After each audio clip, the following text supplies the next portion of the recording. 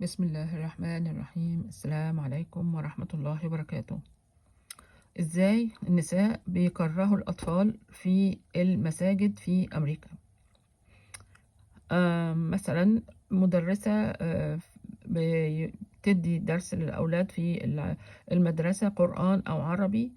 الدرس بيكون في الجامع لأنه ده يوم الجمعة بس، لأنه ما بيخشوش هم المدرسة الإسلامية. فقالت لهم لو انتوا ما عملتوش الواجب أنا هعلقكم من ودانكم. شيء فعلا رائع. وبعدين لما الأطفال مثلا في رمضان بالذات بيبقوا موجودين، بيلعبوا واحنا بنصلي التراويح أو كذا، ولو إن أنا بكون جنبهم أصلا. المهم يعني لقوا واحدة من الشلة دي بتعمل فشار في الفرن، في الميكروويف هناك، في قسم السيدات يعني في الجامع، وأدت الفشار ده لولادها. فراحوا هم راحوا جابوا اشتروا في هناك، بيبيعوا بقى حلويات وحاجات زي كده للأطفال، فراحوا اشتروا. وتخيلوا يعني انه عبارة عن باكو كده بيتحط جوه الميكروويف وبتدوس عليه وخلاص، وانا جنبهم. فراحوا حبوا ان هم يعملوا كده هم كمان. فال الست ديت قالت لهم ايه، زعقت لهم طبعا، مش قالت كده وخلاص، وقالت لهم هو انتوا فاكرين ان احنا يعني كل شويه هنقعد نلم مطرحكم، مع ان ما هي شايفاني. المهم طبعا ما جابوش حاجه. وبعدين بعد كده يعني اكتر حاجه بقى فعلا يعني كرهت الاطفال دول، انه كان في مسابقة عشان لحفظ القرآن. فالمسابقة دي بنتي هي اصلا كانت في سنة تالتة، فدخلت مع بتوع سنة تالتة، حفظت وراحت سمعت اللي هي سمعته، انا ما دخلتش معاها.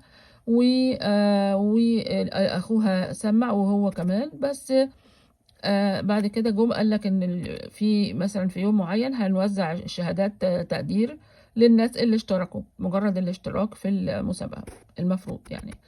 فلما بنتي ديت ندهوا على السنة تالتة اللي هي كانت فيها، ندهوا على الأطفال كلهم وما ندهوش عليها. وبعدين ندهوا على سنة تانية برضو ما ندهوش عليها. وبعدين ندهوا عليها في سنة أولى اللي هي أصلا أخوها فيها. فطبعا تخيل أنت إحساسها إيه. و يعني هي حتة ورقة أصلا، إنما العقلية يعني عقلية متخلفة، مفيش أكتر من كده إن أنا أقوله، ما مش لاقية كلمة أكتر من كده. انما ايه اللي حصل؟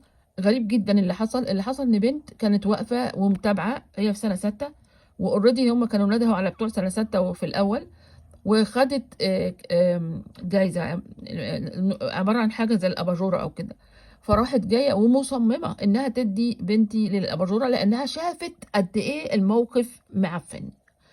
وبعدين انا طبعا قلت لها شكرا وخدتها منها. بعد كده انا اشتريت لها طرحه واديتها لها، الصدفه البحته شفتها مع اني ما بروحش اهو اصلا. ما هو لازم اكافئها لانها ديت عقلها يوزن بلد. طيب هل بقى بنتي دلوقتي لو انت جيت قلت لها يلا بقى يا حبيبتي نروح الجامع، هتبقى مبسوطه؟ هتروح؟